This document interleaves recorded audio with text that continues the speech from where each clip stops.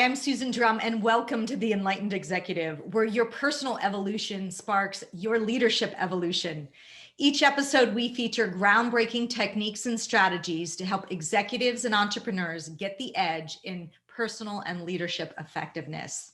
Today, we're focusing on the power of video and how an enlightened executive serves his or her clients by putting the ego aside. And I'm happy to introduce my guest, Todd Hartley. Todd is the CEO of WireBuzz and the rock star of remote selling, video marketing, and sales optimization. His track record for being years ahead of his industry is why billion-dollar companies, celebrities, and world leaders hire him to develop their sales and marketing strategies. Some of his clients include 23andMe, Justin Timberlake, MD Anderson, Home Depot, and an American president. Todd is one of Tony Robbins' Business Mastery faculty speakers who trained each of Tony's 74 businesses on how to sell remotely. His strategies earned his sales and marketing optimization agency, WireBuzz, a spot on the Inc. 5000 list as one of the fastest growing privately held businesses in America. So welcome, Todd. Susan, thanks for having me. This is going to be a lot of fun. Yes, I'm so excited you're here, and really wanted to kick it off by talking about the power of video, because that is what you're all about. And so maybe you could share with us, why is it so valuable and what stops leaders from embracing it? Well, when we talk about the value of video, it's the most human type of content we can provide. It's like the top of the content food chain. Video replicates a human to human engagement better than anything else. Like, we can make eye contact like you and I are doing right now. We can share insights. We can teach people. We can create emotion with it. But when you go and look at the data, people are 4 times more likely to watch video than to read text. So it's the most valuable asset on an entire website.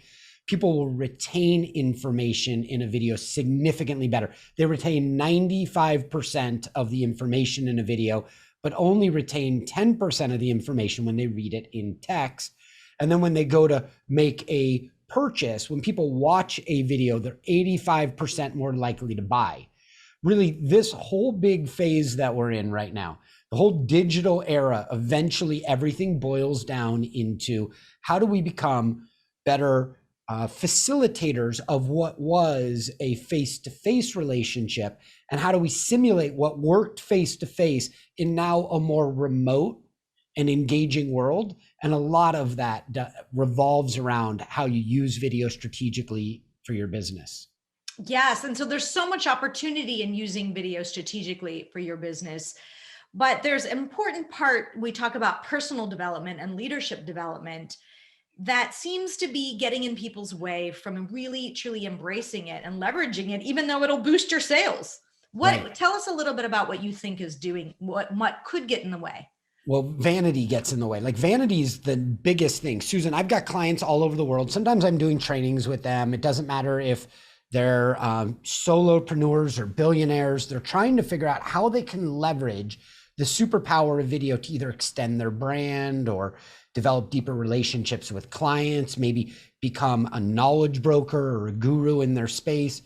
And the number one limiting belief that I hear from clients is, and they typically whisper it to me, they're like, I don't like how I look on camera. And the reality is, none of us really like how we look. Even supermodels don't like how they look on camera. Like, we all have issues about it. But I always look at it like, what is the value of the information that you provide? Do you provide information that changes lives? Do you provide information that makes people healthier or more profitable, or makes them a better business leader or a better spouse or husband? If so, you have to give that information, share it with people so you can impact their life. Like, for me, I had this exact experience when the pandemic started and all of the doctors' offices closed. I was noticing I had on the side of my nose a bump that wouldn't stop bleeding.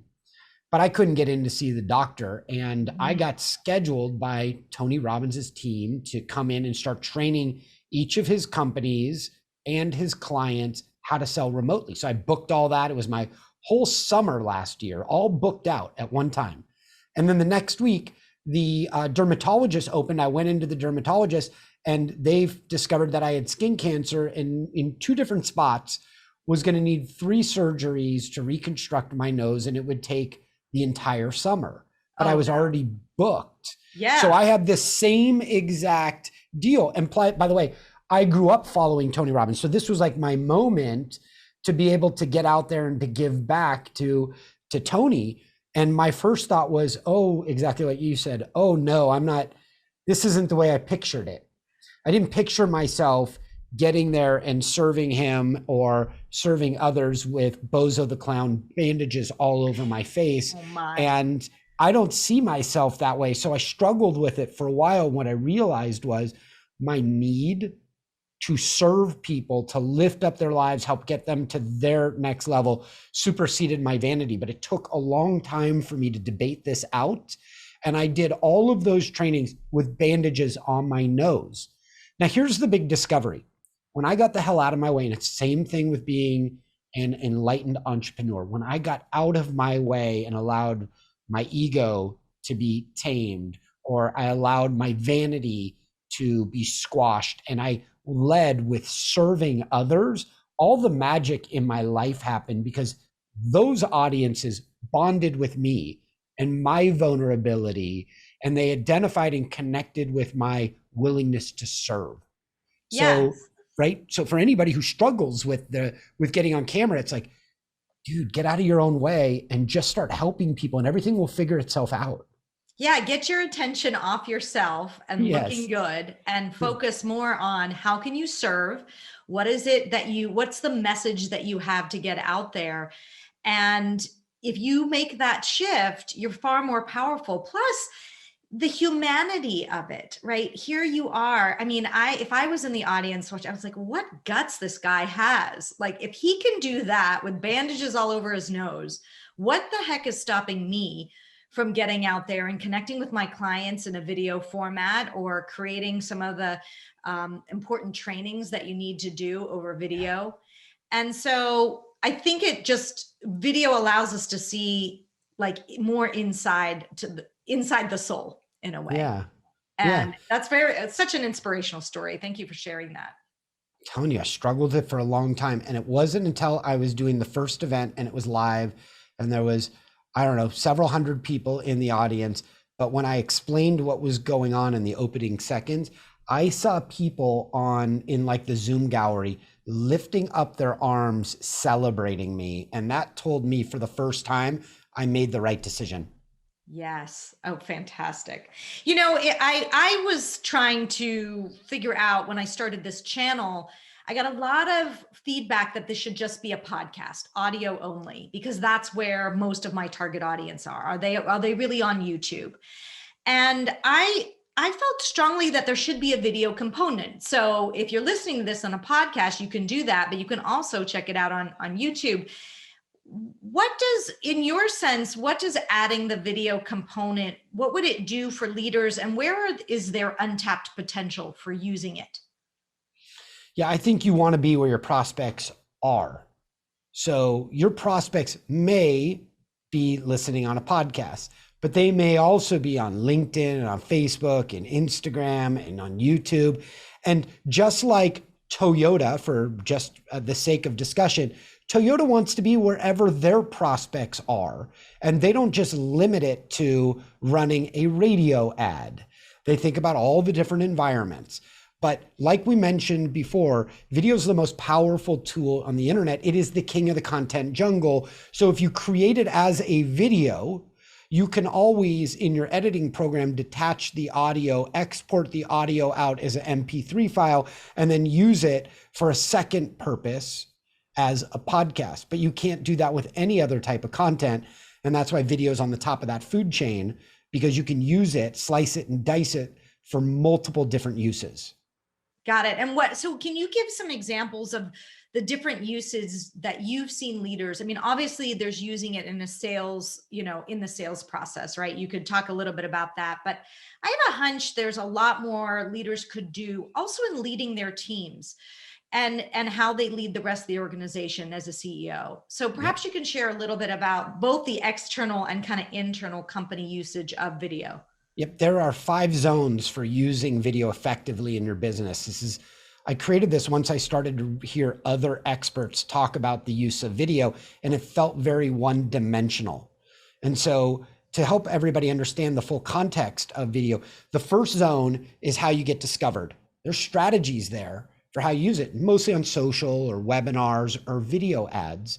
Then there's a whole nother zone that just lives on your website. How do you use video on your website when somebody comes there to transition them through an effortless, on-demand buying experience? The third zone is how salespeople crush their quotas each month using the power of video through their mobile phone, getting themselves on camera, recording the videos, making a heart-to-heart connection with their prospect, or answering the prospect's confusion that they detected during the meeting and following up with an additional piece of information that helps move that prospect to the next level. The fourth zone is how you use video for your existing clients, which is like, that's your low-hanging fruit. You're like 70% likely to sell to an existing client and only 5% likely to sell to a new one. So if you can use video, the most powerful tool, to educate your existing clients, you could pick that low-hanging fruit and get them to buy from you time and time again. The fifth zone is how do you train your employees? How do you get them up to speed so they can go out and represent you and your brand and your services with the right terminology, language, and skill sets that you would expect people representing your brand to be able to do? And that zone 5 training information all ends with a training quiz, and people that pass get to go on to that next step and represent the company. So that's kind of like the 5 different ways that you can use video to impact your business. That is really clear and succinct. So thank you for outlining that. I'm wondering the piece that was also, if you would share the piece that was fascinating for me, which was how much data you can capture also when people are watching video. All right, I love this part. Yeah, it's super creepy. Can we get creepy for a moment? Yes, kind of. Okay, yeah, kind of. All right, so here's the deal. In the old world, salespeople were face-to-face with their prospects. And when they were face-to-face, they were evaluating things, Susan, like body language and the type of responses. And what we discovered is now that we're in a remote first world, and we will be for the rest of our business lives, I can be certain of this because I've already seen the data. And now executives in the B2B world, 80% are now preferring to buy remotely for purchases $50,000 and above. And the stats prove out, even in like $500,000 and $1 million purchases, people are comfortable now buying remotely. So your ability to get a little creepy and spy on the back end of your website or the back end of your videos and determine of all the people that you're engaging through your sales process, who are the people that are watching the videos the longest? Now, why is that important? Because people who watch over 80% of a video, they're buyers. Like, for example, I don't watch knitting videos, Susan. Like, I know this is like a big revelation. What do you mean you don't watch knitting videos? I don't watch knitting videos. Imagine. Yes, but my mom crushes knitting videos because she's a buyer, right? She wants to know the latest patterns. Now, for anybody's business that's following along with us, all they have to do is use the appropriate video player. And the big hint is it's not YouTube, and put it on your website. Vidyard is a great video player that's super affordable. We use it on my website and all of our client websites. And what you're doing with that is when somebody goes past, like, let's say for the sake of discussion, the 80% mark, your sales rep should get a notification on the phone, ding, ding, and your sales rep sees it. And it's like, really? That guy just watched over 80% and there's his phone number? Yo, that dude's a buyer. And what it does is it changes the dynamics inside of a sales team. So instead of chasing all of your leads with the same level of urgency and burning all of your time chasing cold leads, this helps you prioritize which leads to follow up with and which ones are ready to buy right now. We call it digital body language of a buyer. And what do you think the mindset shifts are that leaders need to think about as they enter this realm? Because we've already talked about one, which is, get your attention off yourself and the vanity of that. Yes. But I have to believe that there's more. Well, ease of use. Like for a leader, how many times did we jump on an airplane and get center seat on Southwest or whatever, go across the country for one friggin' meeting? We meet people for like 90 minutes and then we fly back home. So ease of scheduling, you're able to be more efficient. And on top of it, if you know how to do it right, you can get your foot in the door with places that you wouldn't originally have access to. So there's like a lot of benefits. And so people struggle with the limiting belief of, well, I'll wait until I get an expensive camera because obviously I must need an expensive camera. The reality is your mobile phone, use what you got because this thing's really damn good at creating videos and helping you educate people and influence them. And there are plenty of tools to shine when you get on camera and allow your best self to be represented. And the real trick is training and repetition. Got it. And you also mentioned that you can get into places that you might not otherwise be able to. Do you have an example of that or a story that could, I think sometimes examples are really powerful in these instances. Yeah. So here's probably my favorite, and it is, you won't be there when you submit a proposal to your internal champion. Susan, most of the people that are listening are going to be doing big purchases. They're going to be or asking for a big purchase. And so what they do is they educate an internal champion. They're probably on 7 phone calls with them or Zooms. Maybe they've met them in person once, and then they submit the proposal and they wash their hands and they move on. But that's a low success tactic. And companies that use this strategy that I'll give you right now, last year closed somewhere between 41 and 103% more deals. And it's really simple, and everybody should write this down. Every time you submit a proposal, that's a low success tactic because only 20% of emails get opened in their lifetime. So the way to do it, the way to hack into that is to realize your internal champion can explain you with the same level of energy, excitement, or certainty that you provide. Like if you could get into that room when they're reviewing you, yes, you'd have great results. So here's how you do it. You put your beautiful face on camera and you put your proposal next to you, use a tool like Vidyard, and you teach them through the proposal. Mm-hmm. So if let's say Susan is my internal champion. I've been working with Susan. She loves me. She's going to go in and introduce my proposal to the review committee. And there's going to be 3 other companies that Susan's going to talk about in that room. They're all going to be PDFs, and PDFs are boring. So if you teach and you send a video and you're like, hey, Susan, it's Todd Hartley. It was great working with you to get this proposal. And for the rest of Susan's team, I'm the CEO of WireBuzz. We're a digital, and then you sidestep Susan and you start teaching them the proposal. Susan and I worked on this proposal. Here's the strategy we identified. And then you visually create a proposal with a PowerPoint or a keynote that's visually pleasing. When you go and teach them through it, they're going to go, wow, this looks great. And wow, he's so accommodating. He's even here to teach us this. And it's exactly what all salespeople ever wanted, was to be in the room when the decision was made. And now it's totally available. So like in my own life, I submitted a proposal for a couple $100,000 to the COO of a company in Canada. And then I did it the old way. I submitted the proposal. And then she sat on it for 2 weeks. I got nervous. I was 100% sure I'm going to lose the deal because I was a loser and I sent a PDF. So that 2-week period went by and I realized, wait a minute, you should be drinking your own Kool-Aid, dude. Create a video for her. So I sent the video of me teaching the rest of her team. 5 minutes later, I got a text message back that said, "You rock. Thank you." And then I started getting creepy. I started spying on the back end. And Susan, I started to notice that all these people in Canada were watching this video. It was her review committee that were at their homes in different parts of the country, and they were watching 93% and 92% and 95.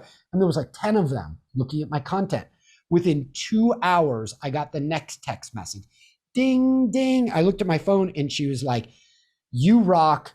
Thank you. Your video sold them, totally made my job simple. I'll be sending you the contract in a couple of minutes." And it had nothing to do with me. It was my video sold them and I made her life easier. Yes. So how many deals should we be retaining? Somewhere an increase of like 40% to 100% more deals by just teaching the review committee. And it's so easy to do. And what would you say to the leader that wants to feel more comfortable doing that?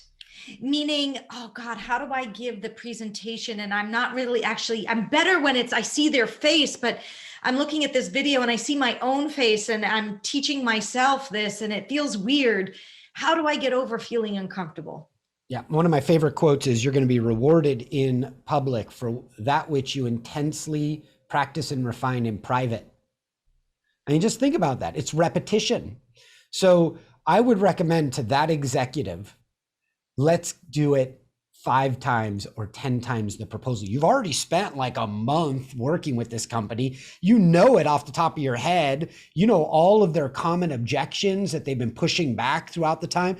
So get on camera, go through it enough times where it feels like you and you got your vibe on it and you're relaxed and you're coaching and you're energetic and optimistic. You inspire them and you don't have to send it. This isn't like live. Go do it now. It's like you can do it 100 times and you're going to find one in there and it's probably like your 5th or your 7th time where you're like, that's really damn good. That's the one to send. And then when you send it, get creepy, start spying, and you'll know, like my next meeting, I'm meeting with one of the largest social networks about doing a training series for them, but I've been spying on the back end. So I already know they've been watching my videos. So I've got a certain level of swagger going into that meeting because I know they're crushing the information, which means they're interested. Use the same thing for your brand, your business, and you'll close so much more deals. Yes. Well, let's shift gears for 1 minute. I'd love to hear how you persevered through the pandemic, given that you're also on an enlightened leader path. Tell me a little bit more. What were the mindsets or practices or routines that helped you, that have carried on now as we're coming out? Thank you. This is one of my favorite topics. And I love getting myself in position to be a source of inspiration and support out in my community and for my clients. So the very beginning, my mindset shift at the very beginning of COVID was, how can I be the peaceful, loving leader? Might sound corny to some, but how can I be the peaceful, loving leader that I always wanted to be, that I'd like to be known as? And my choice is, well, you could be the frustrated leader that's dealing with crisis and is lashing out at people and making more enemies than allies. I could do that. Or I could be somebody who inspires my team and holds the torch and guides them. So the very first day of the pandemic, when I had to shut down the office, I let everybody know. By the way, I got to be the peaceful, loving leader. And I let everybody know on that day that don't worry about your job. Everybody's job is secure. If we don't sell for another year, we fortunately have enough in the bank to care for all of us and our families. So let's go through this and be a loving support at home and to each other. Like that's the most important thing. And I set the tone for my company with that, but I really set it with myself and getting up every day to do fitness first so I can get my mind in the right place so I could be burning off all of that agitation and fear and manic craziness that's going around inside my dome. So when I start interacting with my team, I'm the cool guy vibe that I always strive to present myself as. Like that was a super big deal. The next thing was, what story did I want to tell about this time period, this pandemic in my life for the rest of my life? And once I decided what that story was, that this was the best year of my life, that we prospered, we had our best year ever as a company, and we retained everybody and we grew, and on and on and on. Once I held that story, I stuck to it for the rest of the pandemic. So every day I knew what I had to do in order to make that story true, and I manifested it. And it ended up being not only the best year in my company's history, but we hit the Inc. 5000 list as one of the fastest growing privately held businesses in America. But it was a mindset shift that happened right there in the CEO's office. Yep, I love it. What an inspiration you are, Todd. So what would you tell people, what's one thing they could do today that could help them along this path? Get a business coach that also provides therapy, and don't be afraid to get in there every week or every 2 weeks and vent and voice and allow them to help you leave there a more composed leader. Like that was super helpful for me. And so that allowed me to be a better man at home and to be a leader there too. So I think that's one of the most important things that I've discovered going through this is I don't have to shoulder everything. The second most important thing was I don't need to be working in my company. I need to be working on it. Mm-hmm. Yes. And in doing so, I'm not doing the menial tasks, though I love doing them and I love rolling up my sleeve. And I want everybody in the company to realize I'm the hardest working person here. I didn't need to be doing that anymore. Instead, by working on my company, I got to remove all of the unnecessary details out of my head so I could focus on the strategy and the company navigation and being that peaceful, loving leader that I had hoped I would mature into becoming. So I would say, make sure you're working on your company. And if you find yourself doing too much of the menial tasks, remember to offload it. Somebody will be glad to take it. And what's one thing that you could offer for people to jump in using video in a more powerful way? Yeah, I love this. Start serving, like literally start serving your community. And by community, I mean people that you would normally be out there meeting at a conference and giving advice to. So what I would recommend is keep a list, and it could be a physical list or it could be one inside your phone. The one that's in my phone works best for me. That's what I chose. But every time throughout my day, when a client asks me a new question, meaning a question from a new part of the relationship, like early awareness stage question, like I just met them, write those questions down. Those are gold. I'm going to show you how to use them to serve your community, become a magnet. Here's what you do. Anytime somebody asks you one of those questions, write them down, grab your phone, record a video later on where you're answering that question in a couple minutes, make eye contact with the lens, put it out on LinkedIn and on Facebook and whatever social network you're rocking, and then answer the question, write a little article about it, and every day be a light and beacon for helpful advice on social media. Here's the trick. If you want to get discovered, if you want to be a magnet that attracts new leads, remember that helpful is the new viral. So put helpful new information out there on a daily basis. People will think top of mind. They'll keep seeing you. They'll think you're blowing up. They'll recognize you're the guru in your space. And the next time they have a need, they will automatically think of you because of all the times you've been so damn helpful to them. They will call and fill up your leads list. And before you know it, your company will take off. And all you did was recycle the helpful advice that you're giving to people on Zoom in early meetings, created videos, push them out on social, and your company will grow. Love it. Giving is the way, the path to enlightened leadership. So where can people connect with you to learn more? LinkedIn's a great spot. It's probably my favorite spot to connect with people. I drop value bombs throughout the week in the forms of helpful videos. And the other thing is, if you want to figure out how to start selling in this new world, the remote first world, I've got 20 minutes of free video that I'll give to your audience, Susan, as a gift. They can access those videos at wirebuzz.com remote-sales.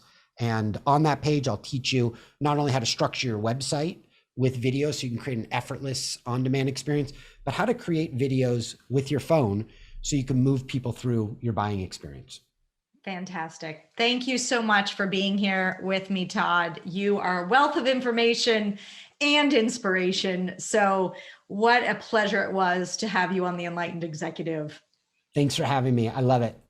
If you like this episode, you're not going to want to miss my interview with Rabbi Simon Jacobson, another enlightening discussion about how discovering your personal mission statement is a must for most leaders. Hope you enjoyed today's episode. If you have not yet downloaded our Ultimate Guide to Delegation, where I share how you can free up 8+ hours in your work week, you can do that now at enlightenedexec.com/delegate. I'll see you on the next episode of The Enlightened Executive.